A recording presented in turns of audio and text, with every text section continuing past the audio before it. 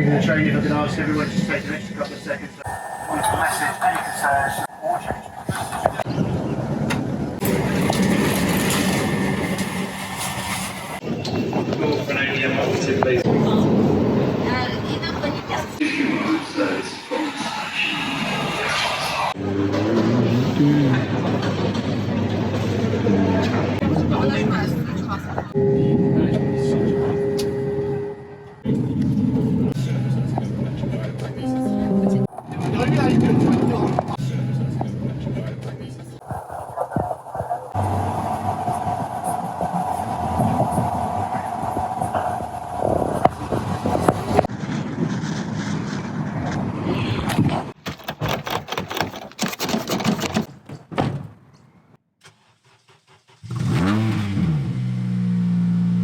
So what's it like to drive? So let's have a proper look at Denis without all that bloody racket going on. It's a good looking car, to be fair, but it's got its issues, which we'll have a look at in a minute. I can't decide if I like the white wheels or not, but we shall decide that later. So you'll see this side we've got one yellow caliper, and this side, passenger side front, we've got one formerly red caliper, but now it's quite a burnt, charred caliper. Before I left to bring this back down, we had to unseize this caliper the best we could, and I think we've unseized it so it doesn't actually work now. And we had to sort of quickly try and bleed the brakes and whatever, so the brakes aren't great, but we've got some new calipers coming for that. So we've got a car that the gas struts actually work, sort of. So this is the mess I was left with in the back here. So lifting the bonnet, this came off. So we need to do something with that. These are bits that I just threw in there after using them. It's got these bloody awful tuner nuts on it. I hate these things. They look like a whole world of pain, possible issues. This one looks absolutely knackered, but it may work. So we'll change those for some proper nuts. Can you see in there? It's also got some spacers on it, which is cool. We got another light, weirdly, which has been sprayed, which is broken. There, you see that? We've got other bits and pieces. Now this is due for the bin. This is a cheapo front spoiler that was on it that we had to take off because it was so crap and it was dragging on the ground. So that's the first thing that went. Ew. Then we've got quite a nice deep space in there. No spare wheel. It smells, as you can see. Looks like there's been a bit of water ingress in there. We've got the usual lacquer peel on a red car, just like Freddy. Bit of red is missing off my R.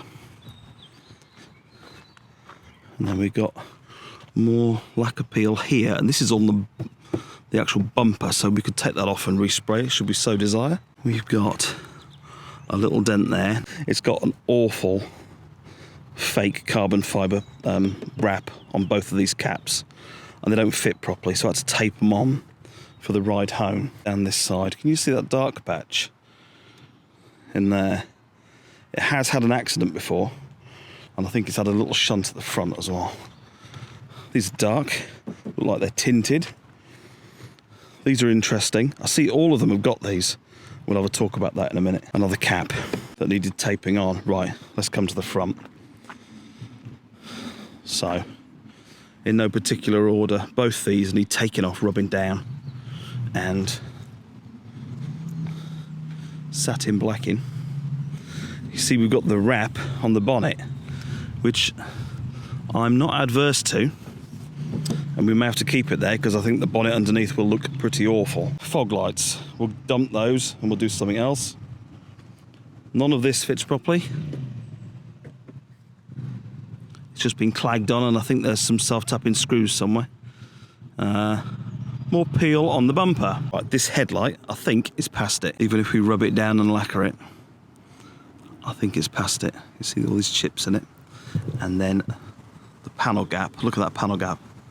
It's just awful. So we need to have a good old play at the front end, I think. Crack in my Honda badge. Well, there's all sorts of stuff going on in there. This headlight I think that's salvageable, that, isn't it? I think that's salvageable. And then we've got the bonnet sits too low, and that gap is big. but better than the other side. I drove about 300 miles back from Yorkshire. So the first thing, in no particular order, the display on this is awful. And they haven't used the Connects 2 thing to link back into the steering controls. So I might swap that out for the radio that was in the Mini, just for the time being, just so I can actually see what it says. And it's a very complicated system too. Getting it into gear is fine, but you have to really yank it back and what have you. But I think the problem was this gaiter was in the way. So we'll take the gaiter off, and I'm also going to change the knob to something a bit more substantial. Now, Jeremy Clarkson absolutely roasted these cars. And one thing he said was when the seat is pushed forward and you push it back, it stops in a certain position, not where you had it before. This is true. The other thing is, when you're driving around a roundabout, this, from what I can see here, is about 7 inches of stuff that you can't see round. So that really gets in the way when you're going round a roundabout. Other choice modifications that the previous owners have made, of which there are 13, and I thought there were 13 legends, but the more I look at this car, the more I feel that we've saved it from the 14th absolute weapon destroying this car. This looks like an aftermarket-y thing, which we shall unpick, because I think the actual proper steering wheel is below there, because this is the proper steering wheel. So we'll take that off, and hopefully it hasn't been used to cover up some wear and damage. There's a lot of grot in there and it doesn't work. That'll need replacing. There's just a lot of sticky residue everywhere. Nice big glove box. Look at the choice modifications that the bonnet has had. So the heat shield or sound deadening has gone, which I can wholeheartedly agree with. We've got some sort of Land of the Rising Sun ode there. You can see all the sides of the wrap coming off. We have got a loose battery. This car was MOT'd in last August, so we've got about 4 months to the next MOT, so that will need to be fixed. Which leads me to believe it got MOT'd and then it was in a little front end shunt. Weirdness there that doesn't fit. But the positives going for this car is, at a cursory look, there's no leaks underneath. Clutch, I've got a receipt for a clutch has been done, and I've also got a receipt for timing chain being done a couple of years ago. So, unlike all the other cars that I get that's engine out and clutch and all the rest of it, it looks like it's the opposite on this one. It's cosmetic, which is good. Also, on the way home, these seats look fab, don't they? But I had to get out halfway home because this actually turned my leg so numb I couldn't feel it, which was amazing. And also, the steering wheel doesn't quite go high enough and the seat doesn't quite go low enough. So you feel like, well, I feel like I'm got my head too close to the ceiling. But the way this thing revs and the way it makes me feel, it's intoxicating. Oh my God! Revs all day long. And once you get up to sort of 5,000 revs, Jesus Christ, the noise, the power, it's just fantastic. So let's get her back and we'll do a quick couple of jobs, shall we? We're trying to do this one-handed. Let's have a look and see if we can unpick this bloody awful steering wheel cover. And here comes the proper steering wheel. Just as I thought, I'd seen a few of these for sale and a couple had got these things on, but with the original steering wheel. That's cool, isn't it? And there it is. Our first mod is done. Now, I know everyone to their own taste, but why you'd cover that up, I've no idea. Next easy little job I think we can do is get this awful bloody gaiter off. Nice heavy gear knob, but it's just not substantial enough for me. I'd like something a bit bigger, something round, I think, that you can... Oh, that is weighty. That you can use with a bit of purpose. Right. Not even this thing could withstand a heavy hand of a former owner. So they got 2 in, and then this last one here.